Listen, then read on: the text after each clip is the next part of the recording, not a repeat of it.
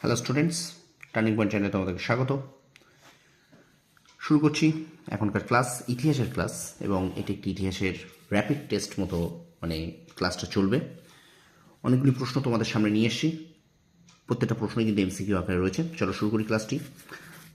আর ক্লাসটা শুরু করার আগে অবশ্যই আমার চ্যানেলটা শেয়ার করো, সাবস্ক্রাইব করো, আর পাশে থাকা বেল আইকনে প্রেস করে রেখো। এটি কিন্তু পুলিশ স্পেশাল এবং রেলের এনটিপিসির জন্য খুব গুরুত্বপূর্ণ হতে চলেছে ইতিহাসের। চলো শুরু করি ক্লাসটি।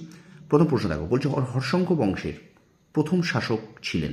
Option A Ashoka, option B Ajatashatru, option ক অশোক, খ অজাতশত্রু, গ বিম্বিসার এবং ঘ বিন্দুসার। উত্তর হবে কিন্তু বিম্বিসার। চলো দ্বিতীয় প্রশ্ন, মগধে সাম্রাজ্যবাদের সূচনা করেছিলেন কে?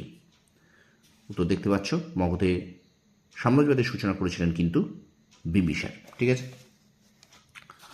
পরে দেখো 3 নম্বর প্রশ্ন, পরের প্রশ্ন, কবে বিম্বিসার মগধের সিংহাসনে বসেন? উত্তর 545 খ্রিস্টপূর্বাব্দে। মতান্তরে 543 খ্রিস্টপূর্বাব্দ আছে। ঠিক আছে, তারপরে দেখো ইতিহাসের শ্রেণিক বা শ্রেণীয় উপাধি কোন শাসক গ্রহণ করেন? উত্তর কিন্তু হয়ে যাবে বিম্বিসার।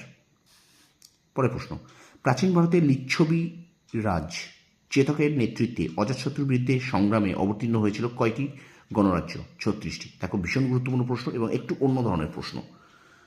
উত্তর কিন্তু 36টি। তারপরে দেখো লিচ্ছবি রাজকন্যা চেল্লোনা ও বিম্বিসারের পুত্র ছিলেন। উত্তর কিন্তু হবে অজাতশত্রু।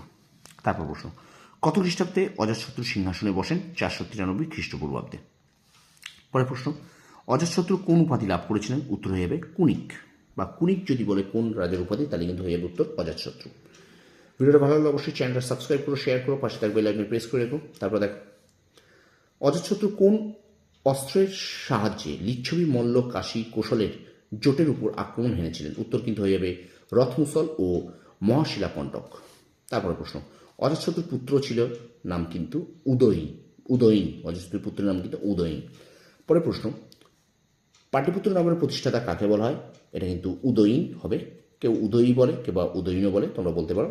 ভীষণ গুরুত্বপূর্ণ প্রশ্ন, অবশ্যই চ্যানেলটা শেয়ার করো, সাবস্ক্রাইব করো। বারবার বলছি, হর্ষঙ্ক বংশের শেষ রাজা কে ছিলেন? উত্তর নাগ দশক। ভীষণ গুরুত্বপূর্ণ এটাও।